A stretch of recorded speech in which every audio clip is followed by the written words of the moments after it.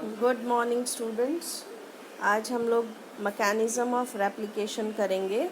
कल हम लोगों ने किया था कि किस तरह से रेप्लिकेशन सेमी कंजर्वेटिव है।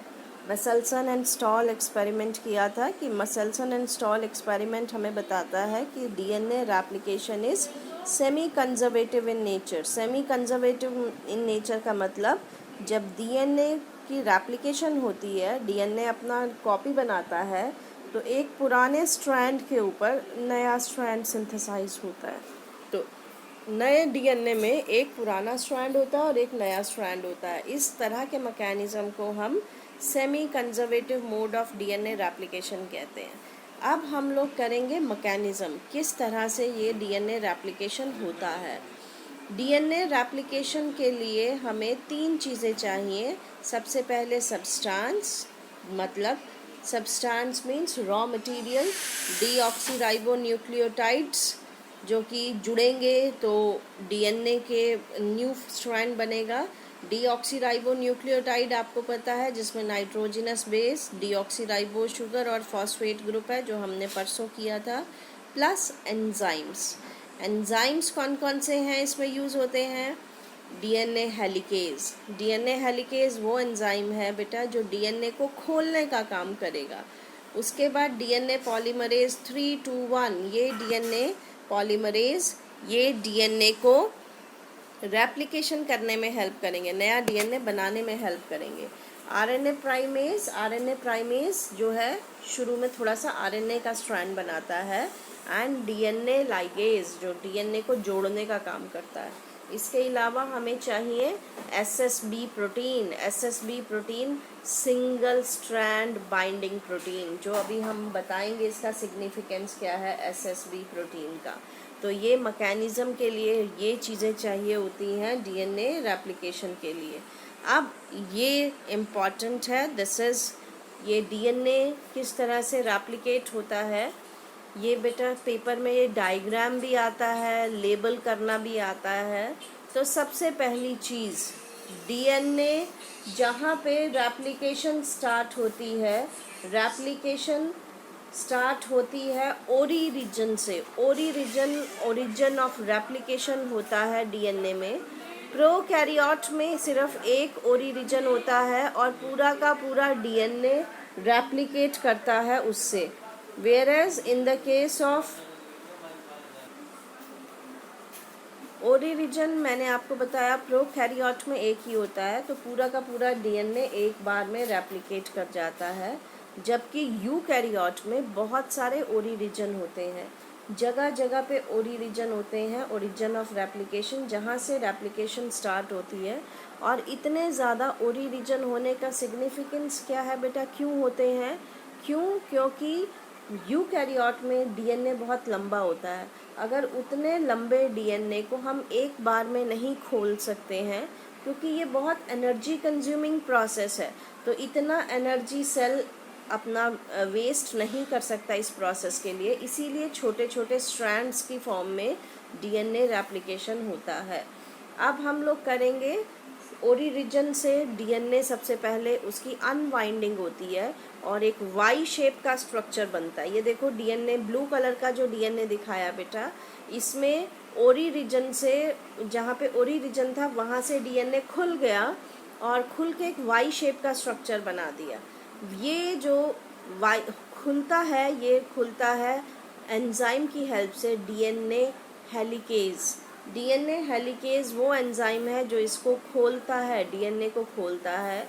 और अब ये खुलेगा कैसे? बीच में जो कॉम्प्लीमेंट्री बेस पेयर्स हैं उसके बीच में जो हाइड्रोजन बॉन्ड होता है बेटा, वो हाइड्रोजन बॉन्ड टूट जाता है, जिसकी वजह से डीएनए के दोनों स्ट्रैंड अलग अलग हो जाते हैं।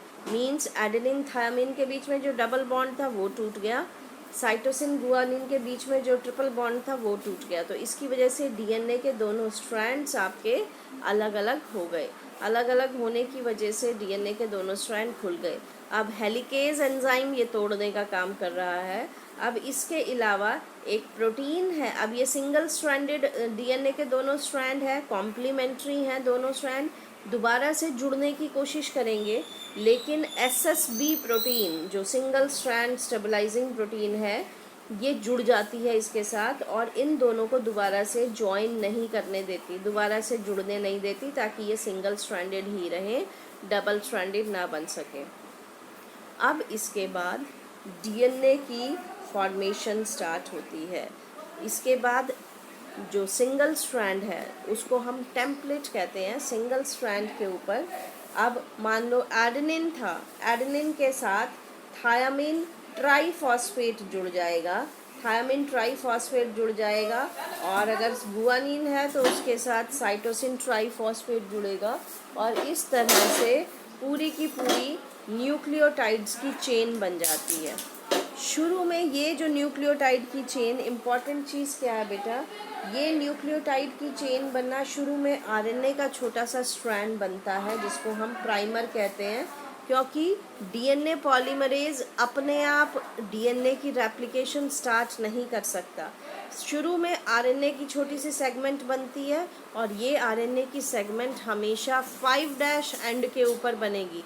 तो ये अगर मैं पहला स्ट्रैंड देखूं जिसमें नीचे की तरफ 3' एंड है, इसका प्राइमर कॉम्प्लीमेंट्री 5' एंड पे यहाँ बनेगा, और इसके साथ वाला जो DNA का स्ट्रैंड है उसमें कॉम्प्लीमेंट जो RNA का प्राइमर है ये फॉग्ड एंड पे बनेगा, क्योंकि वहाँ पे उसका 3' एंड होगा। फॉग्ड एंड जहाँ पे यहाँ रेप्लिकेशन फॉक लिखा हुआ है बेटा, यहाँ पे वो 3' एंड के ऊपर आपका RNA का प्राइमर बनेगा। एक बार छोटा सा RNA का प्राइमर बन गया, उसके बाद DNA की रेप्लिकेशन कॉन्टिन्यूस होती है, and that is done with the help of enzyme DNA polymerase number 3, जो RNA से जो DNA पे नए DNA का स्ट्रैंड बनाती है।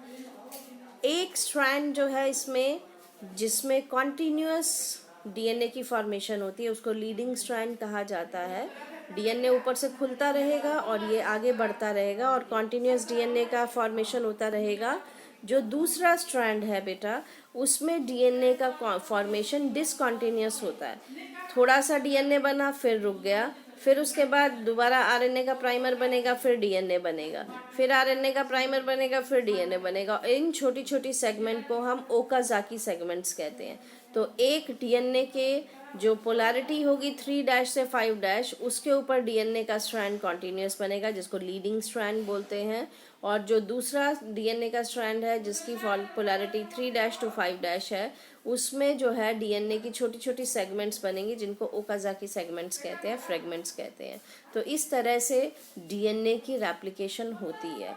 अब जब ये प्रोसेस चलता रहता है, ऊपर से अनजिपिंग होती रहती है DNA की और ये प्रोसेस कंटिन्यूड रहता है, बाद में ये जो ओकाज़ाकी फ्रेगमेंट्स हैं यहाँ से DNA का जो RNA के प्राइमर हैं, छोटी छोटी RNA की सीक्वेंस बनी थी वो हट जाती हैं, उनकी जगह नॉर्मल डीऑक्सीराइबो न्यूक्लियोटाइड्स जुड़ जाते हैं, और ये दोनों ये ओकाज़ाकी फ्रेगमेंट्स जुड़ती हैं with the help of DNA ligase और पूरा का पूरा एक लैगिंग स्ट्रैंड बना देते हैं।